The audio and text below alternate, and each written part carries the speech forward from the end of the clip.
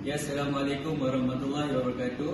Nama diberi Muhammad Hafiz bin Marzuki dari SMP Pendidikan Jasmani Semasa 3. Jadi hari ini saya akan membentangkan tentang satu tugas projek yang bertajuk kesedaran terhadap amalan pemakanan seimbang dalam kalangan pelajar politeknik Merlimau Melaka. So, tugas projek ini menggunakan kaedah tinjauan.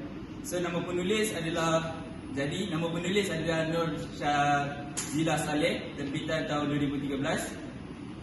Okey, jadi untuk pendahuluan, makanan seimbang ialah pengambilan makanan yang cukup untuk keperluan tubuh badan manusia, dan manusia memerlukan makanan dan vitamin untuk pembesaran dan menjaga kesihatan. Jadi setiap manusia memerlukan makanan yang seimbang supaya kita dapat menjaga tubuh badan kita agar untuk usia yang akan datang.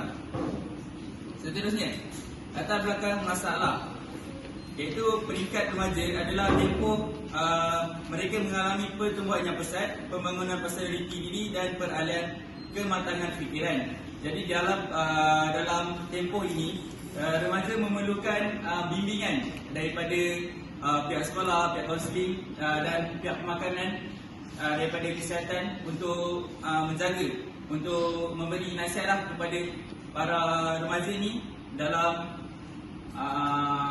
pemakanan yang seimbang. Seterusnya, ramai di kalangan generasi ini tidak mengambil berat tentang kepentingan mengambil sarapan pagi dengan alasan tiada selera makan pada waktu pagi. Hal ini disebabkan oleh kerana mereka sering bangun lambat untuk ke sekolah ataupun untuk pergi kelas. So jadi ramai yang tidak berselera kerana mereka merasakan sudah lambat untuk ke kelas. Sebenarnya amalan gaya hidup moden merupakan salah satu faktor kerana zaman milenial yang serba canggih dan pantas kini, semua orang terus sibuk dengan kerjaya. Sama seperti isi yang kedua juga, iaitu mereka sibuk dengan kerjaya masing-masing. Seterusnya, makanan berlebihan, terutama makanan mengandungi lebih lemak, menyebabkan kegemukan. Justru itu, pelbagai penyakit boleh menyerang seperti darah tinggi ataupun kita kenali sebagai penyakit serangka, iaitu kolesterol, kencing manis dan darah tinggi. Dan menurut sumber juga daripada Kementerian Kesihatan 2006, kira-kira 30% golongan muda kita mengalami obesiti dan penyakit jantung.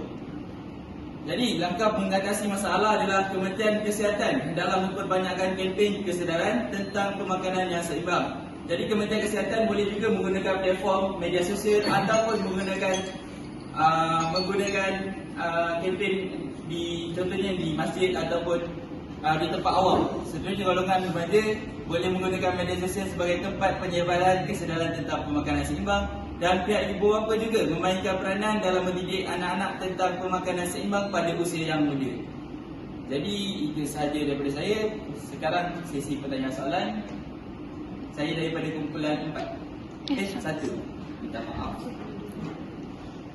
Soalan, jadi macam mana cara untuk nak pelajar-pelajar ni nak jaga dia punya, maksudnya intake kan, ambil makanan tapi dalam keadaan yang berjimat.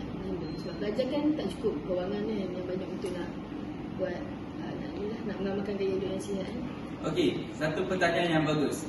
Di mana macam mana kita cara mengambil makanan supaya dalam masa yang sama kita berjimat. Makanan yang seimbang dalam masa yang sama kita berjimat. Jadi makanan yang seimbang ini adalah salah satu cara untuk menjimatkan kos sebenarnya. Disebabkan kita akan mengambil contoh dari segi protein kita akan ambil sikit, dan daripada karbohidrat kita akan ambil sikit, dan untuk sayuran yang kita akan ambil banyak. Jadi di situ berdasarkan kita lihat harga barang sekarang ini, iaitu untuk sayuran, untuk jenis sayuran dan buahan lebih murah daripada ayam dan nasi. Nah, justru itu kita dapat menjimatkan kos dengan pemakanan seimbang ataupun yang disarankan oleh Kementerian Kesihatan, iaitu suku separuh, iaitu suku untuk karbohidrat, suku untuk protein dan separuh untuk sayuran. Sekian je pasal. Terima kasih.